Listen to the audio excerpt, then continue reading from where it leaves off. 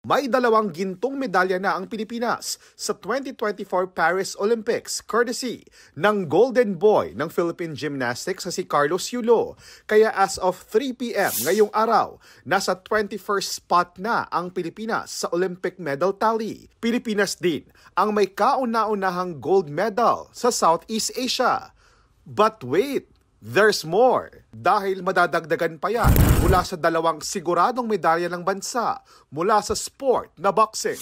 Isa yan ang medalyang manggagaling kay Tokyo Olympics silver medalist Nesty Petesio. Kahapon sa laban, di umubra sa mga solidong suntok ni Nesty ang depensa at opensa ng nakalabang taga-China. Mas matangkad man sa kanya na naig pa rin ang pusong palaban at determinasyon ni Nesty. Kaya naman panalo siya via unanimous decision sa women's 57 kg event.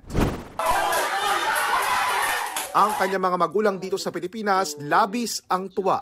Makakalaban ni Nesty sa semifinal sa Huwebes bandang alas 4 ng madaling araw, oras sa Pilipinas, ang pambato ng Poland na si Julia Seremeta. Kapag nanalo rito si Nesty, aabante siya sa gold medal match. Kung hindi, sigurado na siya sa bronze medal.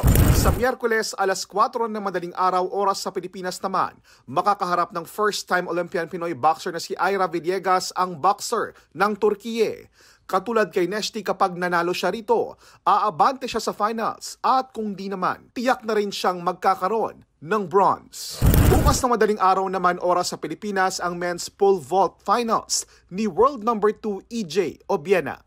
Mula sa Paris, France at bilang bahagi ng Philippine Olympic Committee Media, JP Soriano, nag-uulat.